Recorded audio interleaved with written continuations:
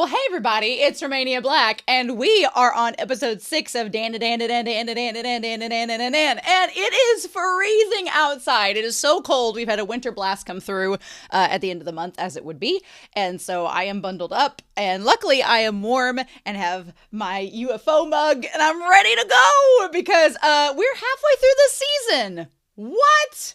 After this episode 6, we'll be halfway through the season, which is wild. I would feel bad, but we have confirmation that we're getting season 2 this year, so I'm totally fine with that. I'm really excited. There's a couple series this season, DanDaDan as well as Dungeon Meshi, that we're getting season 2 this year for, so I'm really excited. I am going to watch season 2 this year as it comes out. It's supposed to be in the summer, so I'm a teacher, so I like to really hyper organize and plan everything out. So what I'll probably do is just have something as a placeholder in between. I think we'll finish this first season in April, like mid-April. And then I'll have something to kind of take its place to fill the gap before summer. So I've already got things in mind. It'll probably be either my choice of a series, or I'll let the Wheel of Fate decide, or I'll put something out on Patreon. It probably will be till like end of April or end of March when I get to that. So just keep that in the back of your head. But I am going to watch season 2 of DanDaDan because I'm really excited. And I like this season so far. And we're halfway through. But last episode, I'm so glad I got to talk it out in the discussion, because the miscommunication and just the intensity and tension, it was driving me crazy. And luckily everything worked out. But we do have this new woman that has probably made an enemy out of Momo. Maybe, if she figures out Momo's the one that dropped a steel basin bin on her head. But she was kind of a trollop. So I'm glad that Ken stayed away from her, but I don't know. I feel like this series, I don't know if it's going to try to do the love triangle thing and try to get her to like hit on Ken to like get back at Momo or what. I hope it doesn't go that route, but I won't be surprised if it does, because I really like Momo and Ken and I'm already really protective of them. The only comment that I do have is from Stephen Husick from episode 3. And they said, if you don't know Neon Genesis Evangelion, this comment will mean nothing to you. But they said, I feel like Momo and Ken are a healthier version of Asuka and Shinji's relationship. You know? I hadn't thought of it that way until you said so, but yeah, I can see a lot of that. Shinji and Ken's characters are very similar. And then Momo and Asuka, I can see a lot of similarities. There's a couple differences, but it's kind of the same thing with Ken and Shinji. There are similarities, there are differences. Without giving anything away about Neon Genesis Evangelion, I love that series. I wasn't a big Shinji and Asuka shipper, for reasons of probably why I am a shipper of Momo and Ken. Also, Shinji should just be shipped with depression. So... or a healthy life. Maybe go the opposite direction. I don't know. But I really appreciated that. So thank you. And thank you all for the comments. I have read a lot of really good comments. There just wasn't anything that I hadn't talked about through episodes 1 through 5. So here we are. Before we start, I want to give a big shout out over to our philanthropy tier over on Patreon. I'm super grateful for all of you on YouTube that support me. I'm very grateful for all of you on Patreon, whether it's $1 or $5 that support me. But the ones that kick in an extra $5 a month and support me on the philanthropy tier, you all are amazing, and you help me be able to do what I do. Netflix is raising its prices on its subscriptions, so Patreon goes a long way to help, because I don't really watch much on this platform except for the anime that I'm watching for this channel. So anyway, I want to give a shout out to Alex Cornejo, to Anime Annie, to Be Happy, to Bryant Reed, to Damage3245, to Dana, to Danger Zone, to Devorin, as well as Destiny, Marie, as well as Eric, Fisho, Ghostly Turnip, Ichu, Elfreya, Liam Polzel, as well as Lyndon, Matthew Palfinier, Murphew, Nicholas, Nago, Sunspots, Shimoyama, Trails, Translucent Men, and Starman AA. Thank you all so much for your support. I am so appreciative. All of my love. But yeah, so that's what I got. I'm super excited about this week and to dive into episode 6. I also want to give a shout out to the moderators of this channel, to this series, which are Geen and Truck. Geen wasn't feeling well yesterday, and I was like, hey, I want to check these comments before starting episode 6. And they're like, well, I don't feel good. I'll get them to you tomorrow. And I was like, oh no, that's fine. And then they got them to me very quickly. So you didn't have to do that. So thank you very much. I'm glad you're feeling better. And this is just that time of year where everybody's just getting the bugs. So let's get started, shall we? We're going to look at DanDaDan, episode 6, halfway through season 1.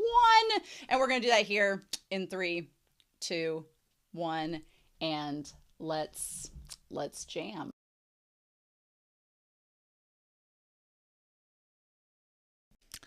I'm probably not going to be able to wait to watch episode 7. Especially leaving on a cliffhanger like this. I was like, oh, waiting a week. I'm sorry, you all have to do that. Holy cow, what a great episode. Aira. See, Aira upon first glance would be a character that I would be like rolling my eyes at. However, knowing how this series does character development, I have every intention of being like, this girl's a bitch. Like, she's a straight up bitch. Like, she does things that are not nice and not kind, and I am certain that they are setting her up to be that way. Like, she's very vain, she's very self-centered, she thinks she's self-righteous, she thinks so highly of herself. And I am so certain that what they're either doing one of two things. Either she's going to keep being a bitch and be unapologetic about it, which, in the words of drag queen Alyssa Edwards, if you're going to talk big and be a bowdy bitch, stand up and be one, but don't be weak sauce. So either she's going to be a bitch this entire series, and if that is the case, I can be for it, as she works with Ken and Momo, because I'm sure she's going to work with Ken and Momo as we go. But what I anticipate happening is she, of course, seems this way. She seems like she's a bitch. She seems self-centered, but there's going to be some underlying reason why she's doing the things that she's doing. Here's my thing, and people in the comment sections for several shows that I've watched, when we have characters like this, they're like, oh, well, that's why she's doing it. And I was like, yeah, I can understand why a character is a bitch or why they're terrible as a person. However, your trauma doesn't excuse you being mean to others. It just doesn't excuse it, right? So I'm really hoping that this series, if she's gone through some major trauma in her childhood, which it seems like maybe her mother died or her dad and her mother split up or something has happened, and she is, projecting this, I have to be pretty, I have to be special for a reason. I'm watching Revolutionary Girl Lieutenant at the same time as this too, so a lot of the themes from that series are kind of like reflecting in this one. But I'm very hopeful and excited that the series is going to give us her backstory, explain why she is the way that she is, and then work with her being with Ken and Momo, working with her becoming a better person, right? That's what I'm hoping will happen. But if she just ends up being like a conceited girl like that and she's kind of antagonistic, then that's fine. But, either double down and go with it or then explain it and change your character. So we'll see where that goes to. But another thing that I love, we'll talk about all the Death Note things. I'm saving it up for a little spoiler tag section, and then I'll just let myself word vomit out my Death Note comparisons.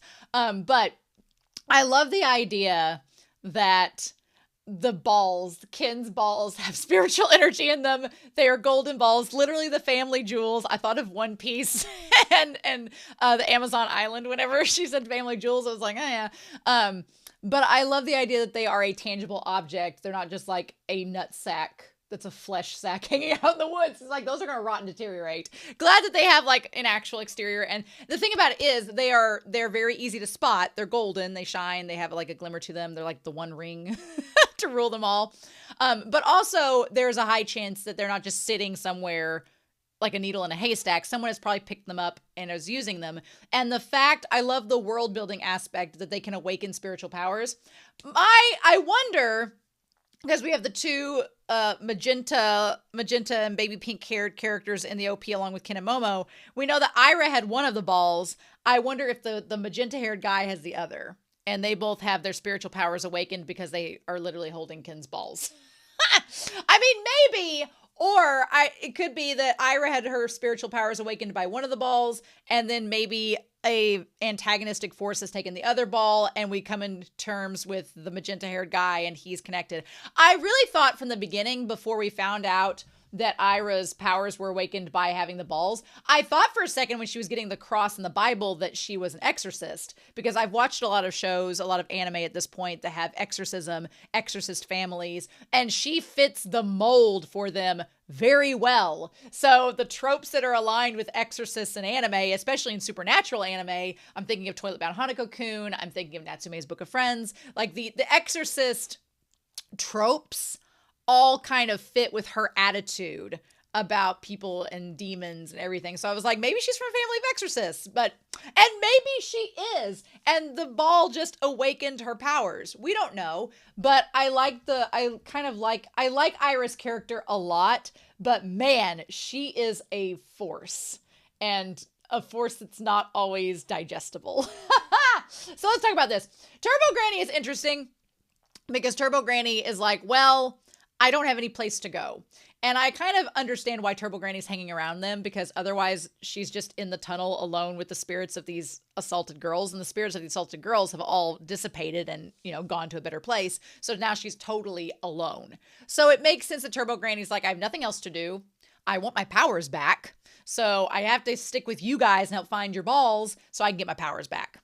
Because the other granny has agreed that she's not going to do anything until those are located. I like that the older women in this series have a lot of power. I kind of like it. It's nice.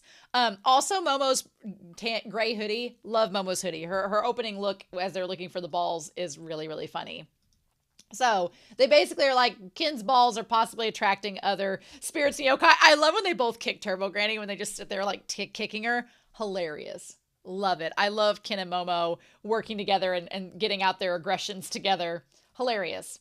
Somebody was talking about how Granny's compression sleeves and her belly band could be something that like a grandmother would use like for circulation or digestive issues with that. I think that's really funny and would actually tie into her character. So that's cool. Also, the Tanuki statue, I'm just noticing it on the table, is like one of those little bear statues. I have one of them on my shelf. It's featured in a Kuroko's Basketball. It's like a little popular Tanuki ceramic that only a certain portion of Japan makes. I have one of them. Anime Annie sent it to me, so that's really cool. I love that. I like that little reference. I feel bad for Kin.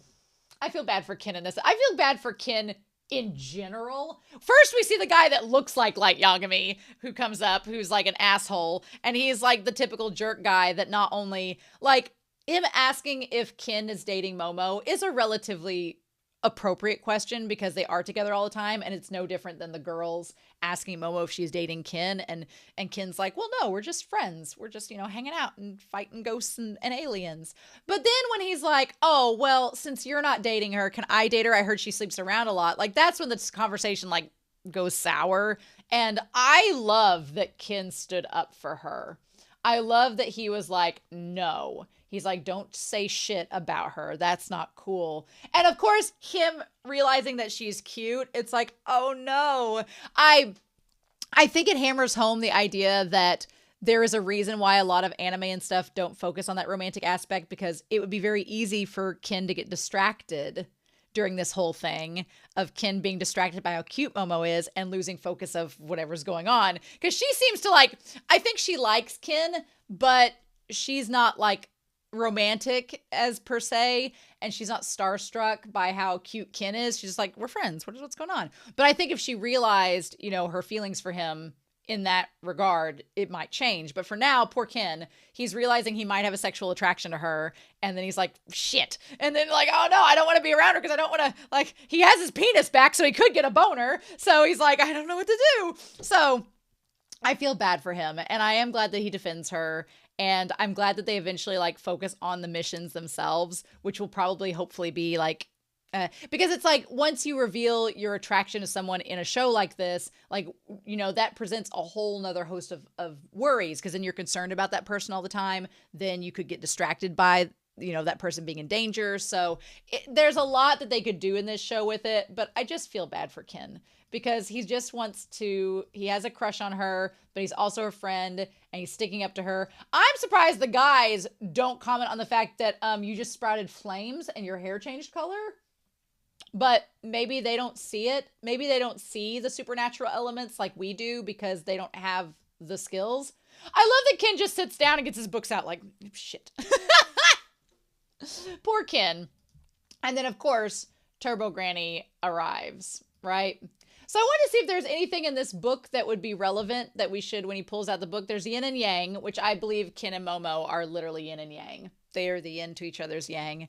There's these spirits that are gathered around a table with a fire and lots of drinks. So I don't know if that's going to be something we touch on later in the series, if it's just like a foreshadowing of it. But So Turbo Granny just being bored and roaming around. I like that Psycho, who's the other granny, said, you can roam free, you can't do anything anyway. So, of course, she would be attracted to where her power is, which is with Ken and Momo. I also love the idea that her ability makes her, since she's in the Lucky Cat body, it allows her to have, like, the ability to turn the tables with good luck. That's so huge. I love that. I love that it gives a purpose for Turbo Granny to be with them. She's not just a tag-along side character, but she has a purpose to help their missions. So I really like that kind of, that world building with her as well. I'm also glad that Ken is developing a lot more confidence in himself. Like when the Turbo Granny tries to smooth talk him, she tries to, present this bribery of being like, you could just let me back in and all this. And I feel like, as obvious as the bribery is, back in episode 1, I think that Ken would have agreed to it because he wouldn't have had self-confidence. But this Ken does. So I'm glad to see him kind of work up some nerve and be that. It's just he has to work up the nerve to not, be super blushy around Momo. At first I was afraid that the whole thing with Momo and Ken was going to be another thing where she's like, why is he avoiding me? I was like, we just solved this miscommunication last week. We don't need this again. But that's where her friends kind of come into play, where the one friend's like, hey, he stood up for you and helped defend you against those guys. And then Momo's like, oh, then why is he avoiding me? And I like that gives her a reason to want to go find him and talk to him, but it also gives her an appreciation that he's not just avoiding her because he doesn't like her. He clearly has stood up for her. So she's like, well, he's doing something for me. So, okay, but then why is he avoiding me? Like it gives her more curiosity than just being, grumbly with him, right? So then we have Aira. I want to break down Aira's character. She is something. I'm just too pretty. She immediately struck me as like Momo from Digimon. Where she's just like, oh my gosh, I'm so pretty. Like, not Momo season 1 of Digimon, season 2 Momo, because she has the pink hair, of course, But she's like, I'm just too pretty. I want to go on a tangent real quick about Death Note. So if you've not watched Death Note, I'm going to just bring up Death Note spoilers right here. And we're going to talk about Death Note for a hot second because I love Death Note. It's one of my favorite anime. I absolutely enjoy it to pieces. If Light Yagami was a vain woman, this is Aira. Just the self, like Light Yagami's whole thing in Death Note. And I know people in the comments will like give me a novel about Light Yagami's character development. Go watch my reactions. I have like hours and hours and hours and hours of character notes on him. So this is a highly abridged, highly simplified version of that and leaving so much out. But Light Yagami thinks very highly of himself. His is more of his intelligence, right? He's very proud that he's so smart. He's proud he's so intelligent, but he also knows he's a well-dressed young man who is well-mannered, well-meaning. He's the epitome of what the school students should idolize, and he thinks so highly of himself, which Aira does very much the same. He also comes in contact with a supernatural element that gives him powers, which Aira does as well. They meet in an abandoned warehouse, which Light does as well at the end of the series. And there's just something about the air of Aira that I was like, oh, this is Light. Of course. The only thing is, and to Aira's credit, I think that we're going to find out a lot about Aira that will explain why she is projecting this mean girl energy and why she is... End of Death Note spoilers. I'm going to say one more thing about Light, but it's pretty surface level. I feel like with Light's character that it's all his attitude about everything is just because of how he is. And that's just it. There's not really any backstory to it. It's just how he is. And you like it or you don't like it. End of Death Note spoilers entirely. But I feel with Aira, she projects like, I'm too pretty, everyone loves me, I'm the popular girl, I'm the mean girl. She projects all of that. And the question's going to be, is she going to be a Regina George where there's really not an explanation except she's just that bitch? Or is it going to be that there is an explanation, there is a reason she's projecting, there's an insecurity there that she's trying to hide, and she's been successful with hiding it, but by being with Ken and Momo, maybe that will be peeled back like a layer, like an onion, and we'll get to see more of why she is the way that she is. I think that's going to be the case. I don't think she's going to be Regina George, mean girl. I think she's going to have reasons to why she is. And I'm hopeful that she will develop and grow as a character and not just be, not just a bitch. Because in this episode, at least for the first half, she kind of is. And she's very unapologetic about it. And so she walks through being like, everyone's eyes are glued on me. And she's very aware of her effect that she has on people, right? And she's like, and I'm not just cute. She's like, I greet the local blockheads with a smile. By believing that a pretty girl likes them, they can live another day. That is some self-righteous, super conceited, you think so highly of yourself that their existence involves you giving them attention. That is so vain. That is so conceited. I'm like, oh, I would hate her in real life. I would not. She's like, I'm a pretty girl who's kind, but she's not kind. It's all fake. And that's so interesting. But someone as perfect as myself has things to get super. She's like Glinda. She's kind of like Glinda in the first half of Wicked. Kind of. She has like a Glinda air about her being like, you are so lucky you know me because I'm so happy and so nice.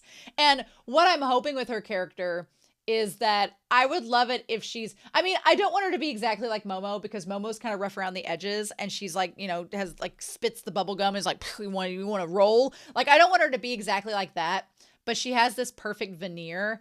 And I would love if Aira kind of like let that go and she's just like, actually, I'm not perfect and here's how I am. I would like her to shed, because anytime you have an anime character that thinks that she's so perfect and it almost feels performative. She's putting on a performance, but maybe she does think that. I don't know. She's like, I have things to get super upset about.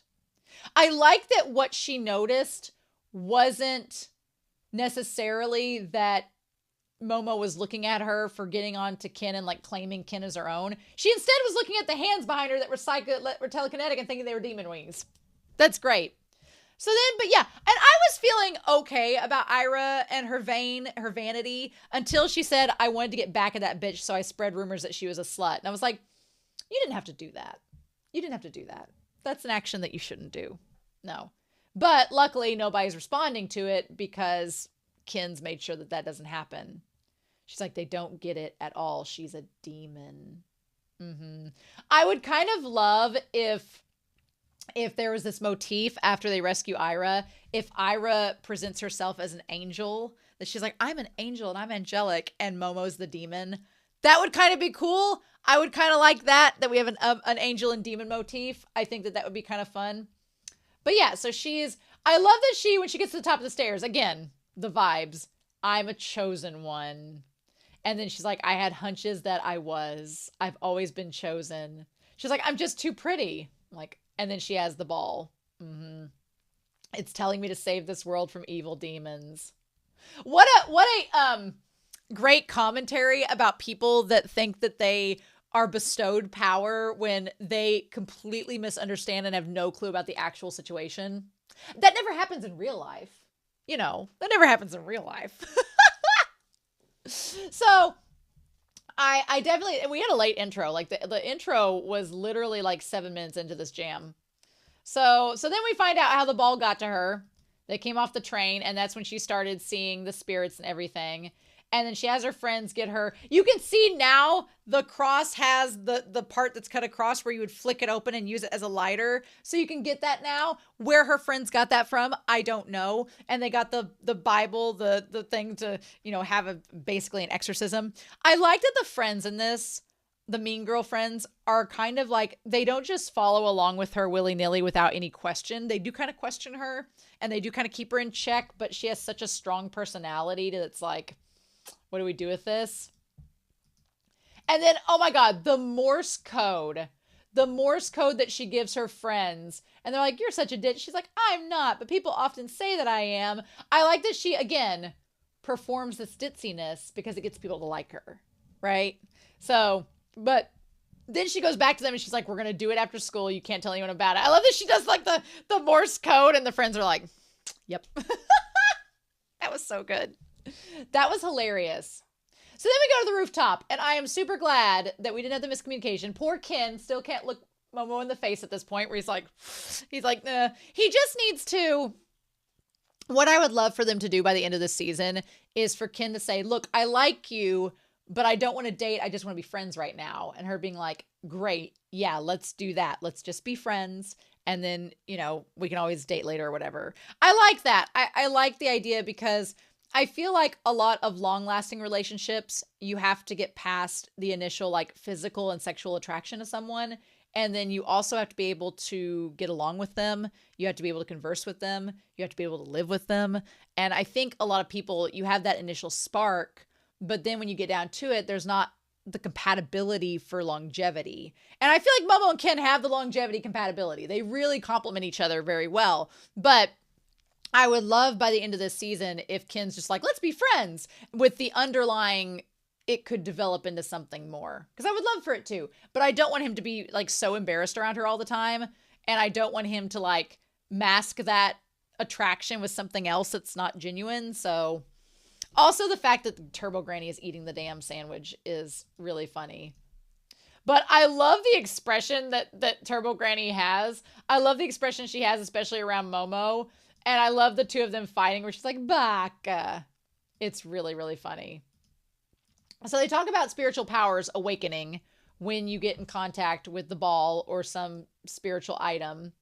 And then they talk about how if it's an interesting concept that ghosts and stuff can see you and follow you around, but until you notice them, they don't do anything. It reminded me a lot of Natsume's Book of Friends.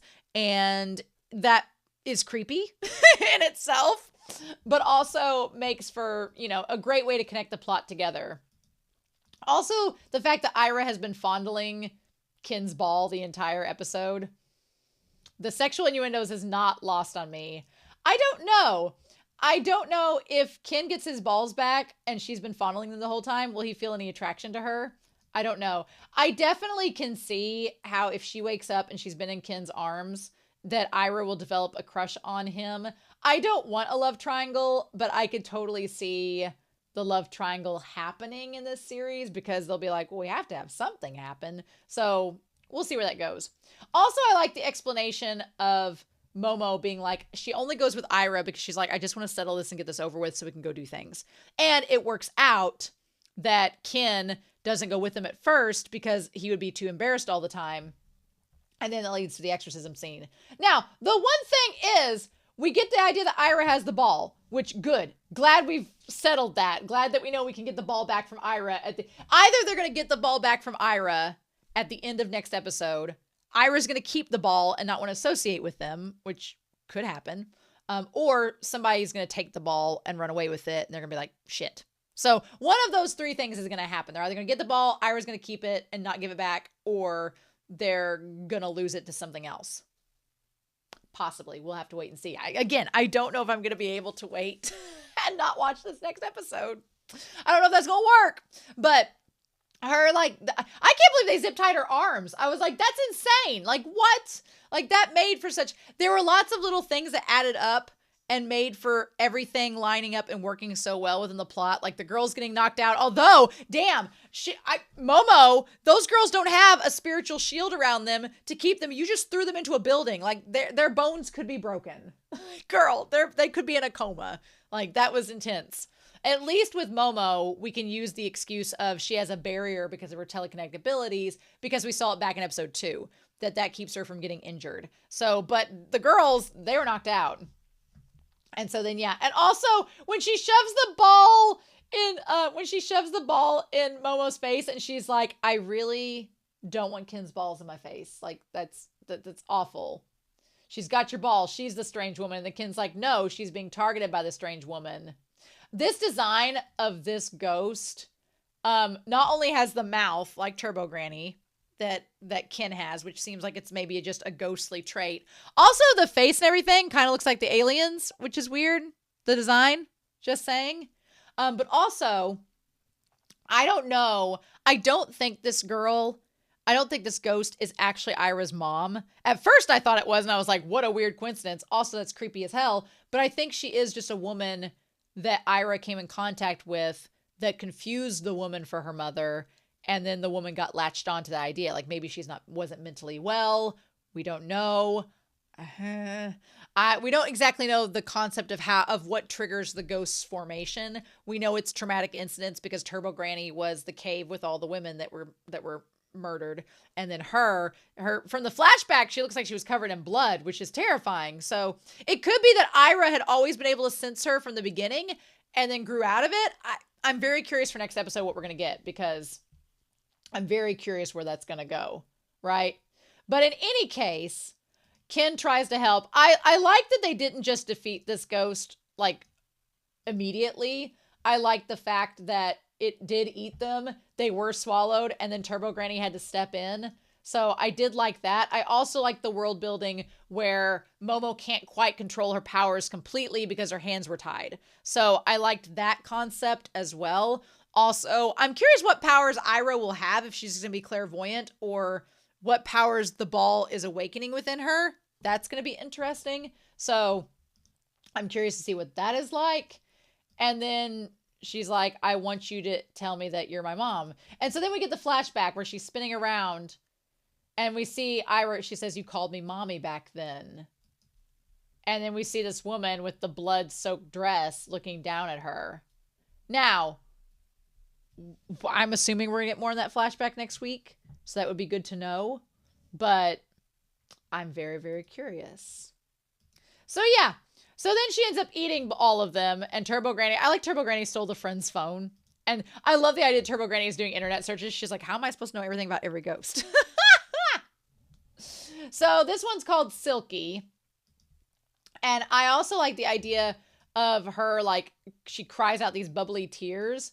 And then at first Turbo Granny's like, why should I help you? You all stole my powers. But it's like Turbo Granny does have a reason to want to help them, because if Ken dies, then her powers are probably never going back to her. So she has reason to save them, but she's not just going to come out and say that she wants to save them, because that would be too easy.